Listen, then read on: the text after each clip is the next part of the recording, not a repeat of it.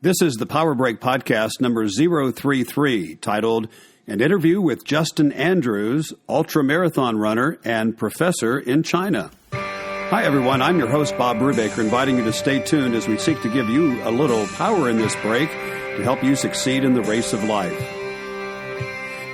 The Power Break Podcast is a twice-weekly show that provides a question-and-answer teaching format with JT and myself, along with an interview program of perseverance to encourage you to keep pressing on at whatever you are doing in life. We hope you'll take time to subscribe to our program wherever you have downloaded the podcast, and while you're there, please leave us a rating and a review. Of course, we hope you'll also help us get the word out about the Power Break Podcast. Today we're talking with Justin Andrews, who left the comforts of home to teach in China. Justin also runs ultra-distance marathons. And I know you're about to enjoy a very interesting interview with a person who lives perseverance every day. Today's interview took place at the Maple Street Biscuit Company in Seminole, Florida. So let's get on with the interview. I'm talking today with Justin Andrews about ultra-marathoning and teaching in China and more. So, Justin, welcome to the program. Thanks, Bob. Thanks for having me on today. First of all, let's talk about your ultra-marathoning. How did you start doing that? I think it's a somewhat common story. You grow up and realize that you're pretty poor at the ball sports. Baseball, basketball, football didn't give me a lot of playing time, so I took up running and found out I was all right from a early grade school, junior high age, and then ran track and field and competitively in high school and college. And then from there, I got into a track club in Kansas City, Missouri, and ended up turning to half and full marathons on the road, and moved to China 6 years ago, and the ultra distance was appealing and a segment of the running industry that was growing a lot, and so a lot of my friends there encouraged me to take that up, and it's a way to travel and see new places, meet new friends, and run all day, so why not? Well, let's explain to the folks at home what an ultra marathon is. So strictly speaking, it's any race distance over the standard marathon, which is 42.195 kilometers. So you're 26.2 miles and over distance. Anything would qualify as an ultra. Okay. And generally they're like 50K and 100K. Yeah. 31 miles, 62 miles, and then 100 miles, right? Yeah, that's the gold standard in the ultra world is, have you done 100 miles? Have you? I've done one of them, Ultra Trail Mount Fuji, last April. Wow. Well, let's talk about your first ultra marathon. What was the distance and how did you do? It was a funny scenario. My friend, his wife had 4 babies, and he promised his wife for every baby she'd had, he'd run a marathon. So he was due for another marathon, and they just had twins. So he rounded up a gang of friends, and we went to Hong Kong. So living in central China, it was a couple-hour flight, and we signed up early, and you get it on the calendar, and then you start training for it. So it was a 50K with about a mile and a half of climbing and same descent, so about 3 miles elevation gain or elevation change, and it was about 5 years ago. So 31 miles and nice and hot. Hong Kong never really has a winter, so I got 8th place that year in my debut 50K. Your debut with 8th place. Yeah. Whoa. That set you on the field of doing ultra marathons, I guess. Yeah. Keeps you coming back, right? It does. It was pretty exciting, but it's a little bit of a misleading result maybe because I'd been running competitively for about 15 years at that point, 16 years at that point. So I had a lot of miles in my legs and a lot of experience racing, and it was just a new problem to solve of you actually need to eat a lot more, drink a lot more, and temper your effort because you're out there twice as long as a standard marathon. Well, let's talk a little bit about that. This is about perseverance. Did you ever feel like quitting during that 31 miles? Yeah, I think I got to halfway and I was cramping up already. Ooh. And for anyone who's run a marathon, and you might have heard the term hitting the wall, that might happen around 2-hour mark, and maybe you have 1 or 2 hours left. But I had 3 hours left at this point when I was cramping, and realized I got out of the gates quite a bit too fast. And so yeah, I think staying positive and troubleshooting, so realizing, okay, I'm only halfway and a lot can change. Other people are probably out here hurting as well, so just do the little things, get the water and the electrolytes in, get the calories in, and then you might need to walk for 10, 20, 30 minutes, but you just have faith that things are going to turn around if you don't drop out. Okay. I had a friend that hit the wall in an ultra marathon, and he finally had to sit down because he couldn't go any farther, and then somebody from the crowd came over and gave him a Snickers. Does that sound realistic? Yeah. Ultras are they're long enough usually where you can eat some substantial food. So, the 10K, half marathon, even the marathon for competitive runners, you're not eating any solid food. And but ultras, you're out there for 5 to 10 or more hours, and depending on the distance, of course. So, yeah, Snickers hits the spot. Chips, Coca-Cola, anything that usually healthy runners would probably be pegged not to eat is all fair game on race day. You just wanted something in you to keep going. Huh? Yeah, and often things that we don't eat day to day, or we try to steer away from it. You're out there burning calories, so it doesn't matter what you eat. Well, let's set the scene. You work in China. What is your job in China? My visa is through a university there. I teach woodworking in the architecture department of a public university. Okay. And what are the challenges for an ultra marathoner to train and still while you're working in China? Yeah, probably more of a geographical and environmental factors would make it harder. So I live in a big city of 14 million called Chengdu, and it's in a big basin, not unlike Mexico City. So you're surrounded by tall mountains that are accessible on the weekends or if you have a day off, but day to day I'm running on roads. I'm resorting to 50-story buildings for stair repeats or treadmills in the gym for elevation gain, and then the air quality is another concern. Do you have a group of runners that you run with? Yeah, it's really grown a lot in the last 6 years since I moved there. So a lot of my local friends are really into it, and there's a few guys that are quite well known in that region, in that province, as some of the top runners. And so we'll go out for some long runs, and it's been really a joy to learn the ropes from them as far as where to run, and more definitely when I first started, there was definitely more experienced guys there. So learning from them and just making friendships that way, and then of course learning the best trails. And so it's I have a few foreign friends, but most of my serious training partners are all local. Local Chinese? Yeah. Now, with that, you're talking about training. I guess maybe it's a misnomer, but when I think of training in China, the roads are packed with cars. Is that true? Yeah, it's not very likely that in the downtown area or even within the kind of major metro area you're going to get a car-free road or a people-free sidewalk. But it's just something you learn to deal with.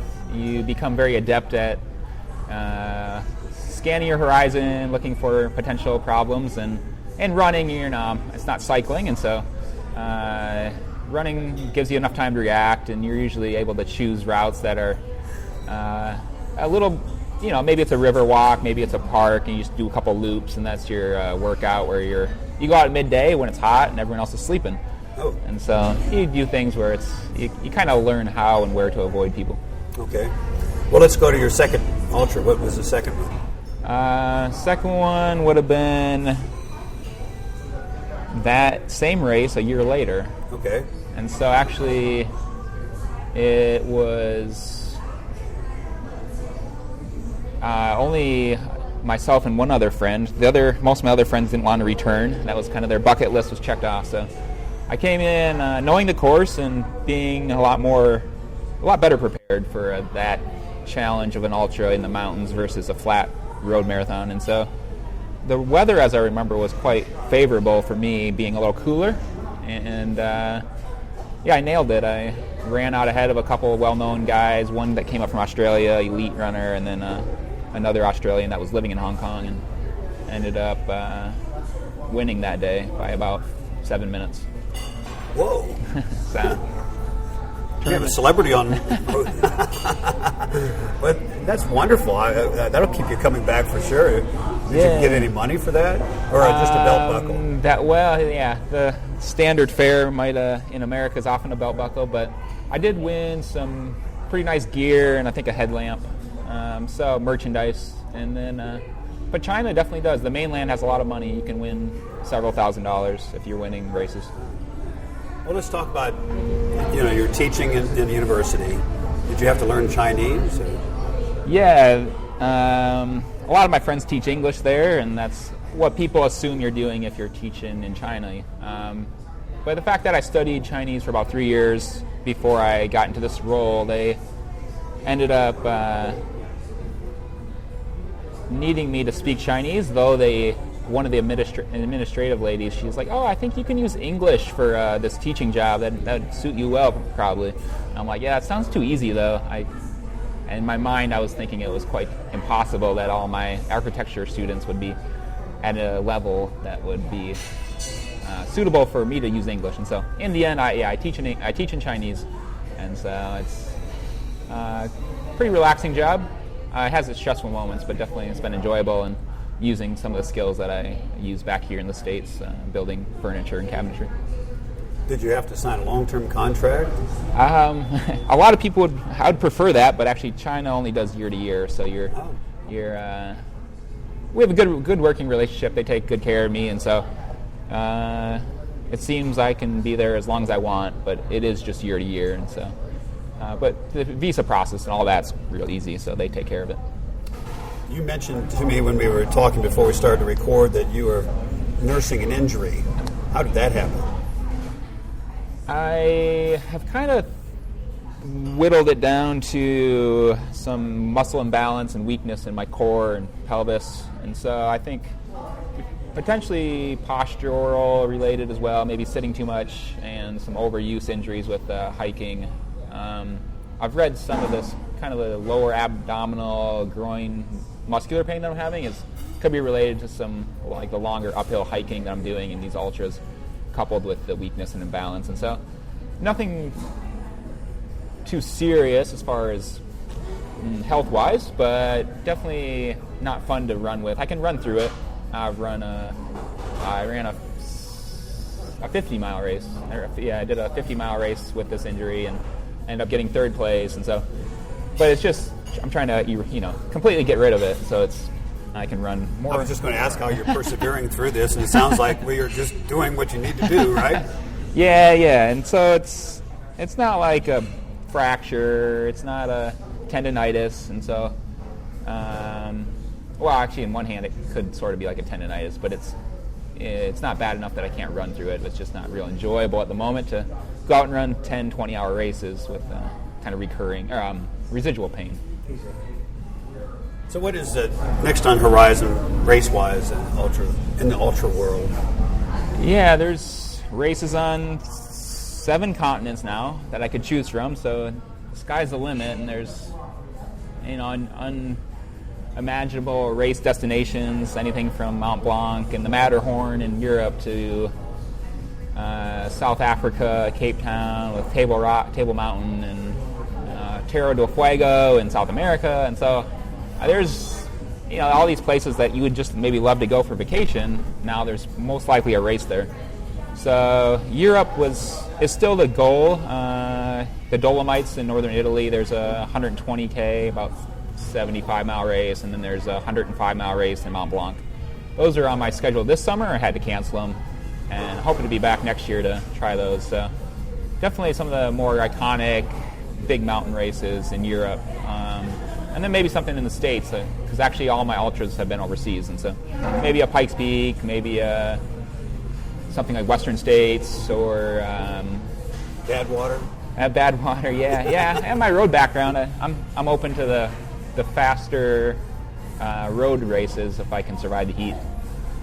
Was it Dean Karnazes ran the route that Phidippides ran in Greece? Oh yeah, the Spartathlon, I think, is that race. That's I think around 155 miles or something like that.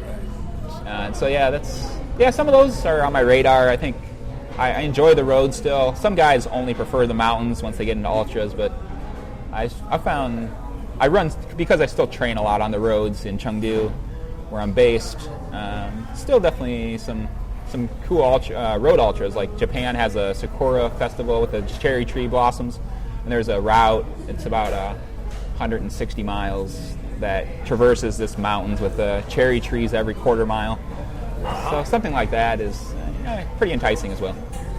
It's like ultra distance marathons always have nice scenery. Yeah. Well, most of the time. Yeah.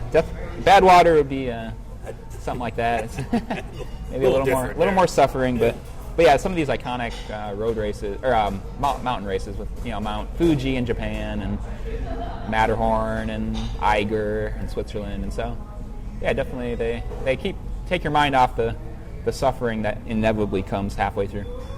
Now, you've had some good success. There's rankings of ultra-distance marathoners in the United States. Yeah. Do your races count over in China for your ranking in the United States? So there's a website in America called Ultra Sign Up, and they have rankings. I'm not in that one because I haven't raced in America, nor have I registered for races through their service. And so I am on a world ranking called the Ultra Trail World Tour, and that's a combination of about 24 ultra races around the world. And last year I think I was around 32nd place on that list, 34th place in the world.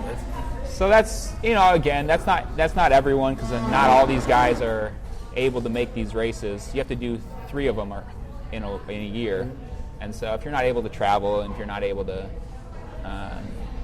take the time off work, or maybe you're not simply interested in the races they offer. So it's not by no means an exhaustive list, but it does feature a lot of the top guys from every country. So that's a fun circuit to chase, and that's kind of been my focus. Let's jump back to your teaching in China. You have to persevere. I mean, obviously you do. Do you ever think about, I'm tired of this place, I'm going to go home?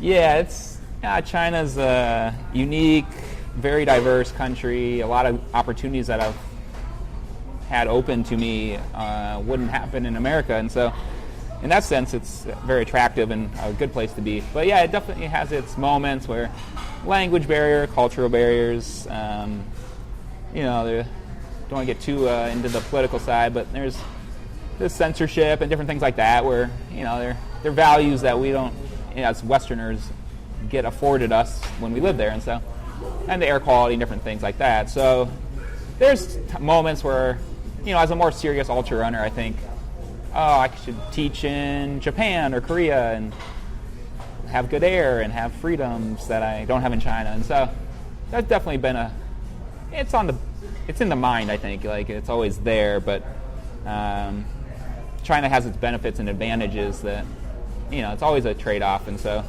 for the moment, it's kind of where ultras have been developed, and this teaching opportunity has been afforded me, and so for the moment it works and it's enjoyable. So it sounds like you're looking for opportunities for gratitude. Yeah, what keeps you going? Yeah, definitely. I mean, people could have certain perspectives on China if they've never been there, or even if they've been there and had different experiences that are not the same as mine. But yeah, they're really a generous people, and at my university, it's mutually, a reciprocal relationship, and we both appreciate each other and want to work well with each other. And same with ultras. It's not unlike race day where you help a friend and give them some food or some salt tabs, and you appreciate each other, and that might begin a relationship that wouldn't have formed if you hadn't even slowed down for a minute. So for the moment, I've definitely been thankful for the opportunities that I have there. So you just brought up something about sharing with another athlete. That's very unique in ultra distance running, isn't it? Yeah, you compete against the course. Yeah, your fellow strugglers. Yeah, you definitely no one feels good after 10 hours, and you're only halfway through a 100-miler.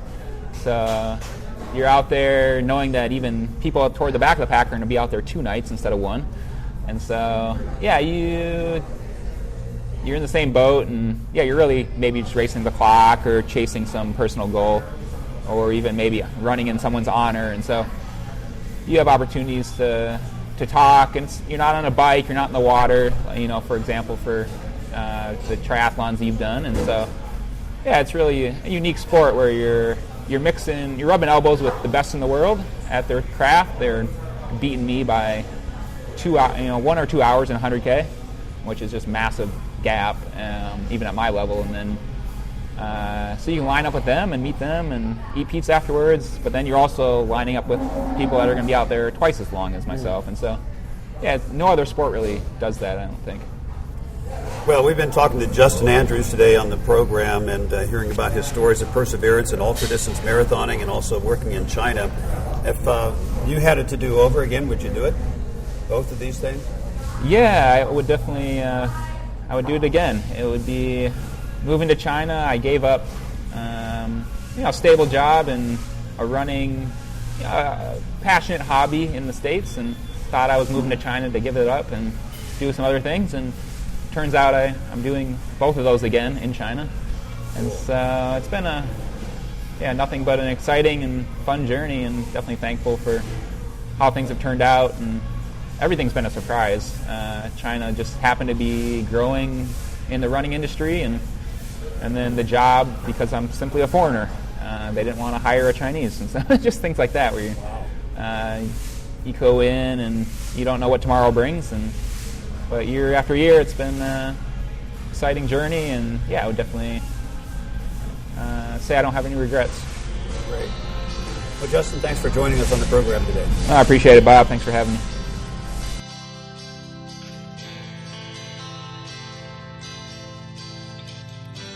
This has been the Power Break Podcast with another story of perseverance to encourage you, all to help you succeed in the race of life.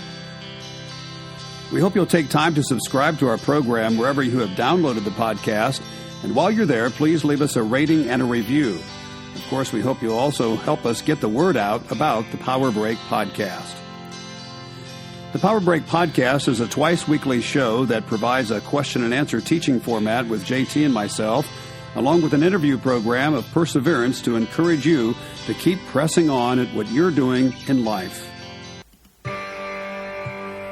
Check out today's show notes, books, the Power Break blog, and more at my website, bobbrubaker.com. And listen next time for the Power Break Podcast.